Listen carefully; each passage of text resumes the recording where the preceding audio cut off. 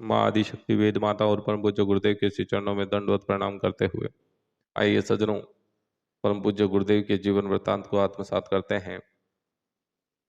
पिछले audio podcast में आपने जाना कि गुरुदेव ने किस प्रकार से सरलता, निश्चलता व गंभीरता के साथ लिखा कि उसे उन्होंने अपने शिष्यों को भी सदैव उसी स्तर पर जीवन में उतारने का संदेश दिया। शिष्यगण सदा ही कर्मकांड, जप, अनुष्ठान की बारीकियां, गिनती आदि के बारे में पूछा करते, तो उनका स्पष्ट उत्तर जिस प्रकार का होता था उसकी वानगी नीचे दिए जा रहे कुछ एक दो पत्रों से आपको पता चलेगी। ये पत्र आप सुनेंगे तो आपको समझ में आएगा कि गुरुदेव ने कैसे मार्गदर्शन दिया। लिखते हैं, गुरुदेव, तुम्हारी अनुष्ठान श्रृंखला के विवरणों से बड़ी प्रसन्नता हुई। तब ही ब्राह्मण की सच्ची संपत्ति। ईश्वर के निकट पहुंचने के इन साधनों को अपनाकर मनुष्य कुछ खोता नहीं, पाता ही है। शर्त इतनी ही है कि उपासना कर्म कांड प्रधान भाव विहीन न हो। भावना का परिष्कार ही वस्तुतः आत्मबल का अभिवर्धन करता है।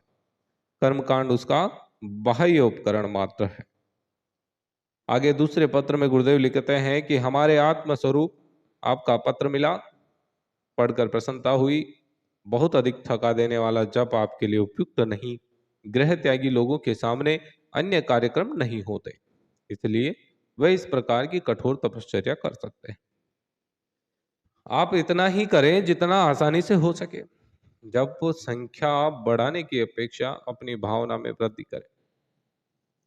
शॉर्टकट की तलाश करने वाले वह स्वल्प काल में ही स्वल्प श्रम से अपरिमित लाभ उठाने की अधिकता दिखाने वालों को गुरुदेव सदा ही कहा करते थे कि अध्यात्म एक नगद धर्म है, जिसे मात्र आत्मशोधन की तपश्चर्या से ही प्राप्त किया जा सकता है। विडंबना और ब्रह्म जंजाल से भरे हुए आज के तथाकथित अध्यात्म की निरर्थकता ने जनमानस में जो अश्रद्धा और अविश्वास का माहौल बना दिया था, उसके निवारण के लिए ऐसे ही आत्मबल संपन्न व्यक्ति द्वारा अपने आप को प्रयोगशाला बनाकर सिद्ध बनने का रहस्योद्घाटन जरूरी था।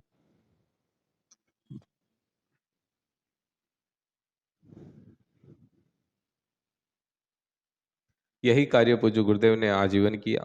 जादू की तरह तुरंत फुरत चमत्कार दिखा सके ऐसे कर्मकांडों की तलाश में भटकने वालों को गुरुदेव यह बताना चाहते थे कि सिद्धियों और विभूतियों का, गरिमा और महिमा का राजमार्ग आत्मशोधन और आत्मनिर्माण की चाल से चलकर ही पूरा होता है। अध्यात्म एक क्रमबद्ध विज्ञान है जिसका सहारा लेकर कोई भी व्यक्ति प्रत्यक्ष लाभ उठा सकता है। पूज्य गुरुदेव गायत्री महामंत्र के माध्यम से ऋतम्रा प्रज्ञा और ब्रह्मचर्य की साधना करते थे। इन दोनों ही तत्वों को वे अपने आत्म देवता में समाविष्ट मानते थे। उनका मन था कि जिसने अंतःकरण को तपोवन बना लिया, वहां एकनिष्ठ होकर ब्रह्म चेतना से साधक में स्थापित करने का प्रयास किया, वही सच्चा साधक है। पूज्य गुरुदेव की साधना पद्धति को जितना समीप से गहराई से वंदनीय माताजी ने देखा व समझा था, उतना अवसर शायद ही किसी को मिला। वंदनीय माताजी कहा करती थी कि गुरुदेव ने जितना कड़ा तप किया है, उतने ही दिव्य अनुदान उन्हें मिले। उनका सारा जीवन तपोमय रहा है।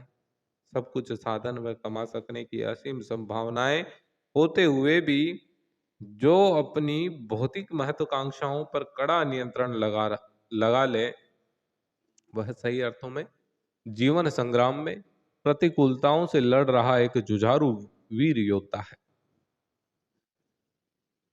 24 महापुरुष चरणों के बारे में लोगों को मात्र इतनी जानकारी है कि प्रतिदिन 6 से 8 घंटा बैठकर वह 40 से 90 मालाएं गायत्री का जप प्रतिदिन करते रहे।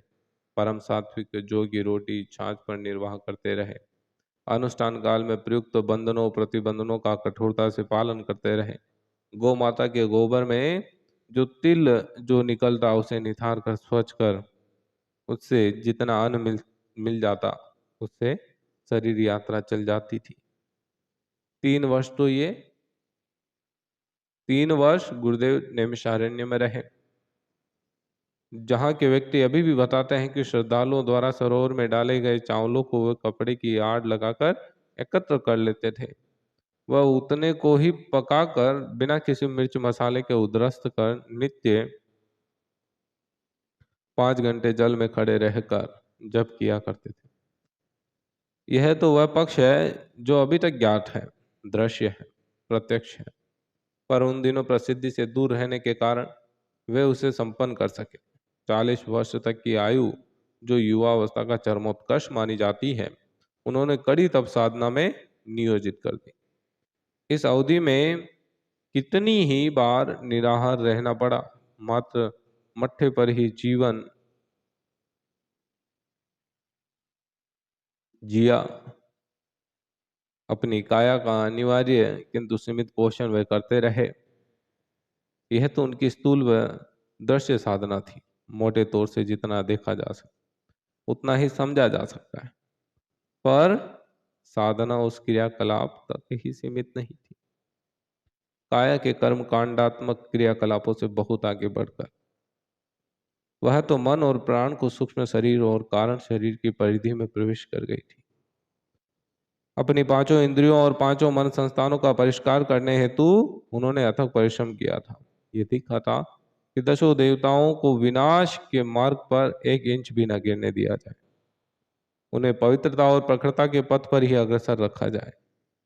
इस प्रकार अंत को परिमार्जित कर वे पंचकोशों को जगाने में सफल हो गए, जिन्हें अनेकों अद्भुत रिद्धियों सिद्धियों का केंद्र माना जाता है। अगणित व्यक्ति जिन्हें साधना संबंधी मार्गदर्शन देकर उन्होंने कहीं से कहां पहुंचा दिया, जिन्हें अपने तप का एक अंश देकर विभूति संपन्न बना दिया, कष्ट निवारण में उनकी मदद की। इसके प्रत्यक्ष प्रमाण है कि वह एक ऐसे सिद्ध स्तर के साधक थे जो सतत कमाने व पूंजी को दिल खोलकर सुपात्रों में बांटने में ही विश्वास रखते थे। स्वयं के लिए, स्वजनों के लिए अपने निज के तपोबल का अर्जित संपदा का उन्होंने कभी उपयोग नहीं किया। वे लिखते हैं कि हमने अपने लिए व आत्मीय निकटस्थ परिजनों के लिए दवा दारू का ही प्रयोग किया है। किसी दुखी की वेदना बांटनी पड़ी तो सबने मिलकर बांटी। इतना जरूर किया है कि किसी के कष्ट को मृत्यु स्तर से कम कर छोटी मोटी दुर्घटना के रूप में टाल दिया गया। इस ग्रंथ के अन्यत्र ऐसे कई महत्वपूर्ण घटना प्रसंगों का विवरण आपको दिया जाएगा, जिन पर अनेक जीवन काल में उनकी इच्छानुसार पर्दा ही पड़ा रहा। पूज्य गुरुदेव ये मानते थे कि तर्क और विवेक का अंश भी अपनी चेतना का अविच्छिन्न अंग रहा है। अपने गुरु के निर्देश पर उन्होंने गायत्री पर गहरा अनुसंधान करने की ठान डाली और सोचा कि इस प्रयोग के समुचित सत्परिणाम होंगे तो इसके लिए अन्योन्यों को भी साहस व विश्वास के साथ परामर्श दे सकेंगे। इसके लिए जो उपासना क्रम हाथ में लिया गया उसे पूरी जिम्मेदारी के साथ अपनाया गया, ताकि उनका निज का मन इस बात के लिए न कछूटे कि आधे अधूरे प्रयोग करने के कारण असफलता हाथ लगी। जो वैद्य रस भस्म बनाते हैं और बेचते हैं, उनका विधान अधूरा रहने देते हैं। वे रोगी को भी हानि पहुंचाते हैं और स्वयं भी अपयश के भागी बनते हैं। इसलिए उन्होंने एक ही निश्चय किया कि जो करना वह पूरी रीति नीति से परिपूर्ण आस्था के साथ किया जाए। सामान्यतः साधक अपने साधना के स्वरूपों को गोपनीय ही रहने देते हैं, किंतु गुरुदेव का जीवन तो एक खुली किताब है। उन्होंने जो भी किया उसे लेखनी के माध्यम से जन जन तक पहुंचा दिया। जिसे उचित समझा वाणी से समझाया, जिसे और अधिक पात्र समझा उसके रोम रोम में वह ज्ञान समाविष्ट कर दिया। 1950 से लेकर 1961 के बीच की उनकी अखंड ज्योति पत्रिका गायत्री विज्ञान, गायत्री रहस्य, गायत्री के अनुभव, गायत्री तंत्र व गायत्री योग नामक 5 200 पृष्ठ के ग्रंथ तथा 3 भागों में छपा गायत्री महाविज्ञान इसकी साक्षी देते हैं। बाद में विज्ञान सम्मत प्रतिपादनों के साथ जोड़कर अपनी सुबोध शैली में उन्होंने 1977 में 4 विशेषांक अखंड ज्योति के प्रकाशित किए, जिसमें उन्होंने साधना विधान का निचोड़ लिखकर रख दिया। इन सब के बावजूद भी जो स्थूल में सब कुछ खोज रहा हो, इसे क्या कहा जाए? पूज्य गुरुदेव की जीवन साधना का महत्वपूर्ण अंग था आत्मवत सर्वभूतेषु मात्रवत परदारेषु परद्रव्येषु लोष्टवत।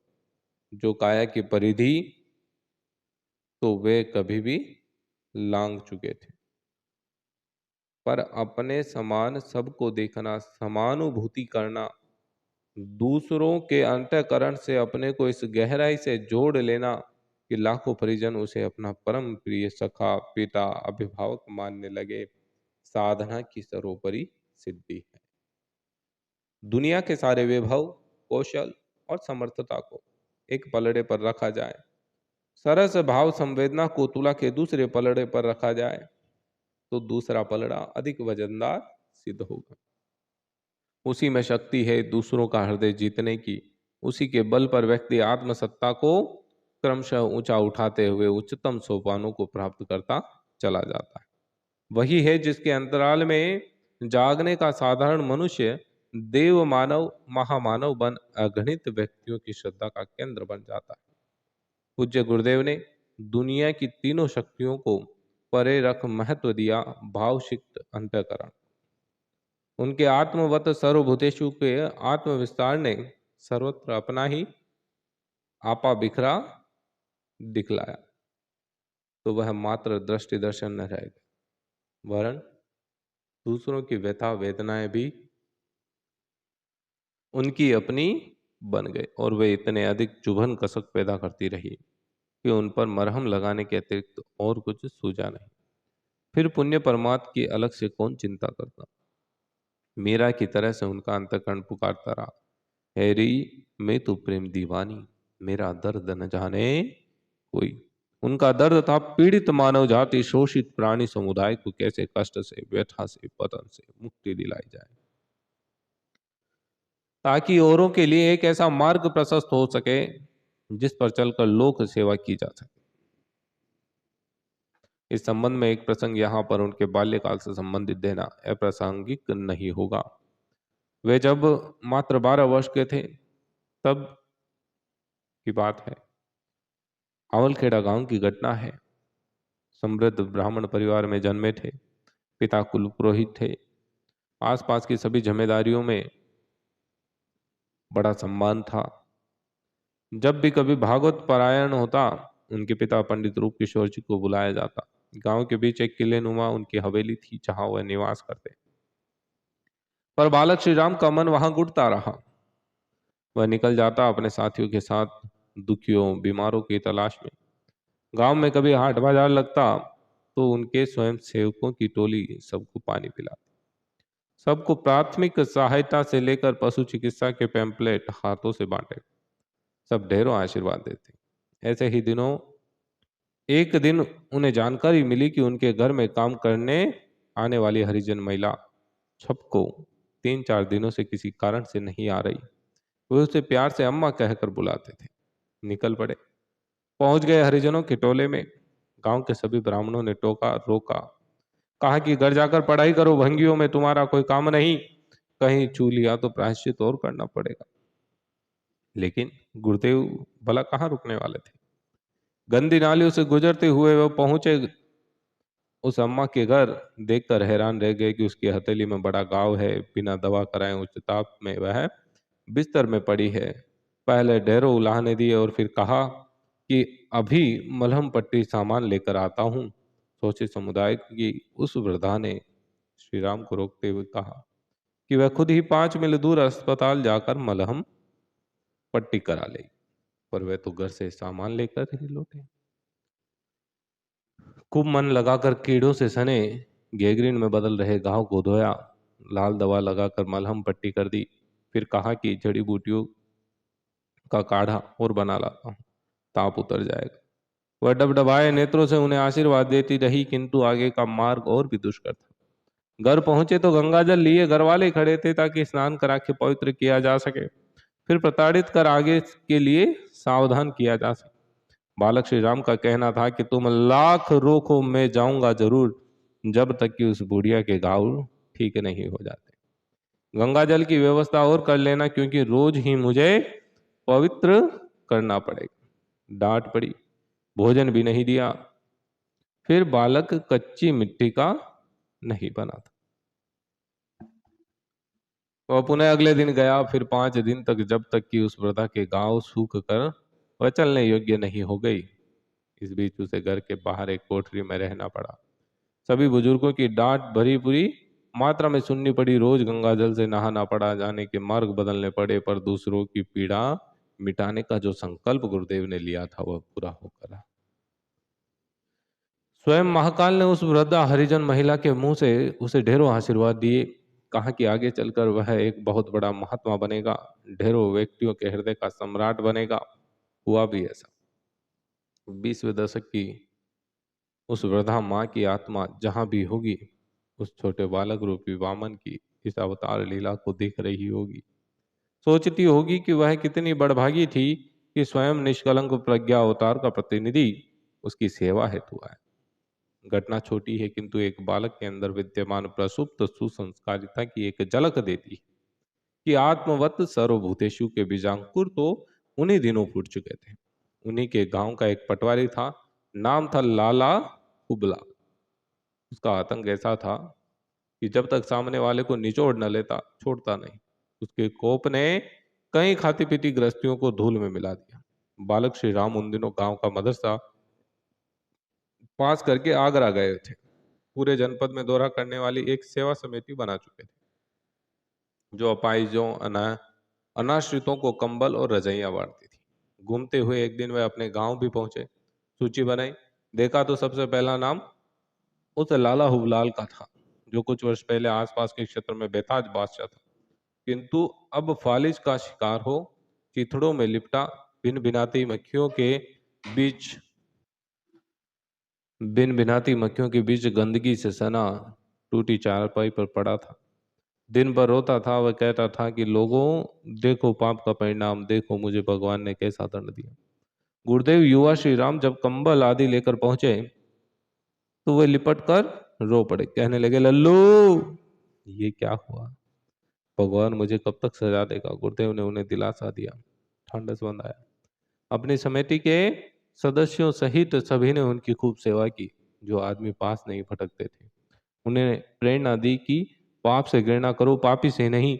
लाला जी ने अंतिम प्रयाण तो किया, पर अंत तक सब पूज्य गुरुदेव की प्रेरणा से उनकी सेवा करते रहे। यह है युग दृष्टा का अवतार सत्ता का ममत्व से अभिपूरित समष्टि से जुड़ी महाप्राण की सत्ता का स्वरूप। ऐसे महामानवों का ना कोई दुश्मन होता है, ना कोई बैरी। सब उनके अपने होते हैं। अपनी जीवन यात्रा में अगणित ईर्ष्यालु व्यक्तियों ने उनके विरुद्ध दुर्भी संधियां रची होगी, न जाने क्या क्या कहा होगा, पर उन्होंने प्रत्युत्तर में कुछ नहीं कहा। स्नेह ही स्नेह, यही तो है ईश्वरीय सत्ता का वह अंतरंग रूप जो संतों को